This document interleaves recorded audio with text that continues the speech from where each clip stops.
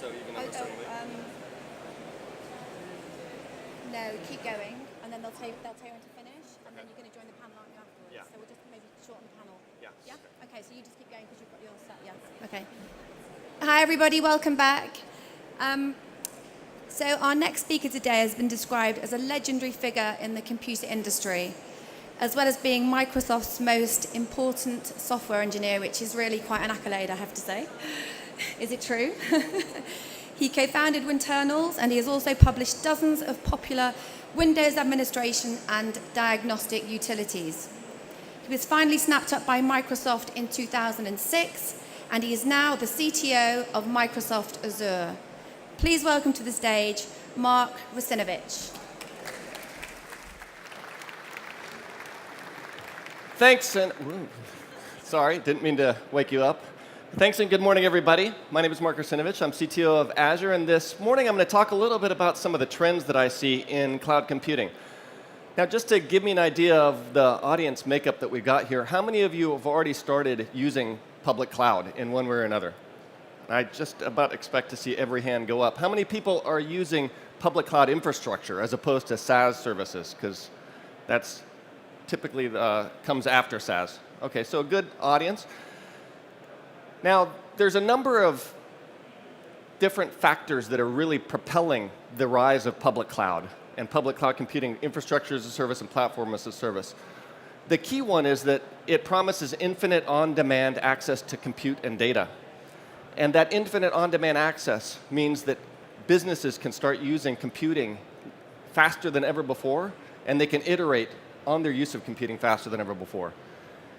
The instant access to platform as a service means that they don't have to build everything from scratch, that they can leverage solutions that are provided by the cloud providers and their partners instantly to create solutions in days or weeks that used to take months or years to produce.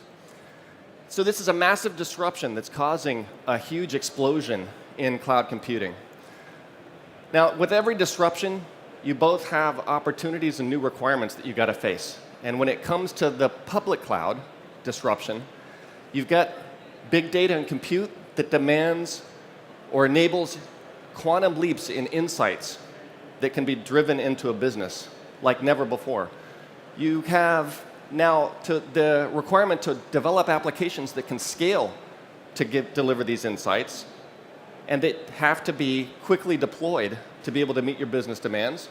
And then if you're talking about a transition to the cloud, you likely have on-premises infrastructure, data, and applications, and you're going to have to figure out how to connect these things to your cloud assets and even how to move some of them up to the cloud. And that means that you're in the world of hybrid cloud computing. And so these are basically the frames for the three trends, the macro trends that I see in cloud computing that I'll discuss this morning.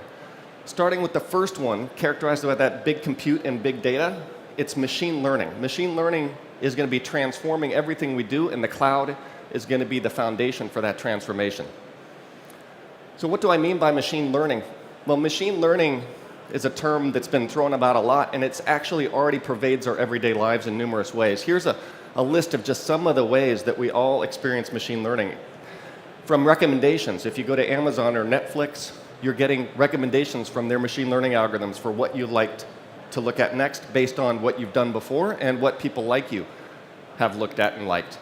Internet search, of course, one of the big first large hyperscale applications of machine learning, of course, indexing the web, figuring out what's relevant, and then giving you the most relevant results based on what you click on when you see those results and what other people are clicking on.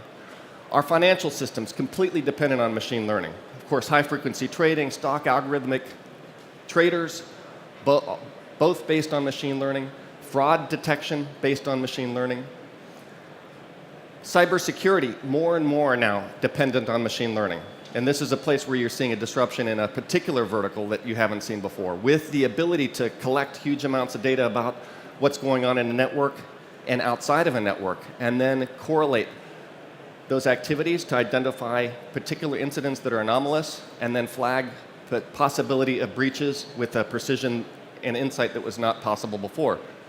Medicine being completely transformed. People are already saying that there's not going to be doctors in a few years because of machine learning's application in the realm of medicine. And today we're already seeing it in drug development.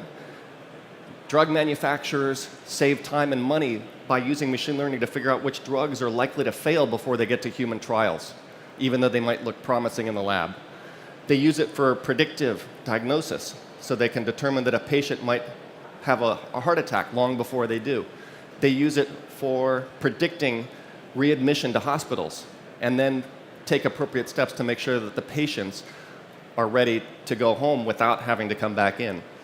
And cancer research, of course, the sequencing of genomes and the development of drugs specific to an own patient's treatment is driven by machine learning.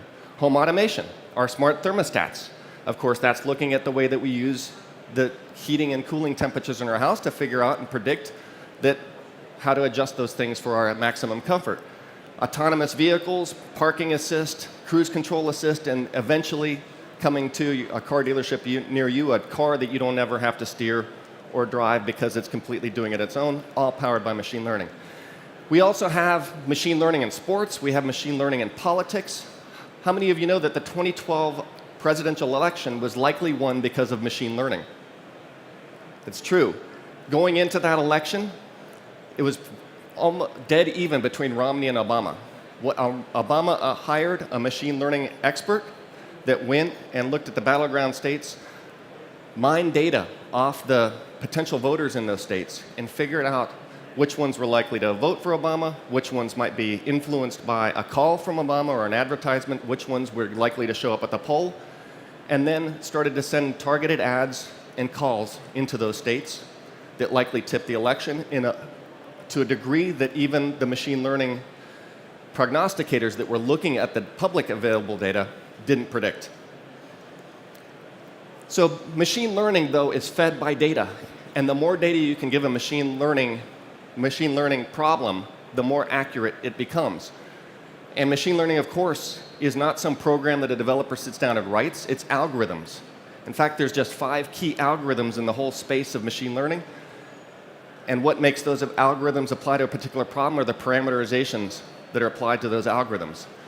So the combination of these two algorithms in big data are a disruption that's being fueled by the cloud. And just to give you an idea of how the cloud and the explosion of storage goes together to power machine learning, here's a look at the size of data on the planet from, you can see there, 2011 all the way to 2015, 2008. We've gone up by 4x in the amount of data, and that continues to explode. People say that over 50% of the data that exists today has been generated in the past 2 years. And tightly integrated with that trend is the trend on cloud or on storage costs. You can see has dropped by 30x in that same time frame. And that's being driven both by the rise in technologies, which is being fueled by the demand for big data, which is being also fueled by the rise of hyperscale public clouds and their ability to deliver this size of data very efficiently. So the cloud democratizes fundamentally machine learning, because what the cloud does is makes it possible for organizations to store vast amounts of data that they weren't able to before economically, and then apply algorithms to it. That Obama campaign, they ran 66,000 simulations against that data every night. Now, the Obama administration had lots of funds to go and build out or get those resources and use them for that period of time, but a typical organization is constantly doing machine learning, constantly analyzing problems, and can benefit from the cloud's elasticity to scale up and scale down to solve those problems. Just to give you an idea of how big this trend is, and I think this is one of the huge trends that's going to fuel the explosion of cloud. This is LinkedIn's analysis of job postings from January of last year. Job titles that didn't even exist 5 years before. Now, they haven't updated this recently, but if you just go look at LinkedIn's own job postings, when they posted this, LinkedIn had 11 open job offers for these category of jobs. Today, they've got 20 open.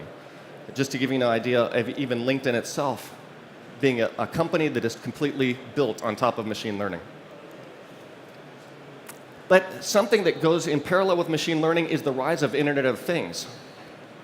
More and more of those machine learning scenarios that I talked about a few slides ago are powered by devices that are monitoring us. For example, those in medicine, devices that we wear on our wrist to track our heart rates and our activity every day go into machine learning algorithms that can tell us how to adjust our diets and whether we've got a problem that's imminent.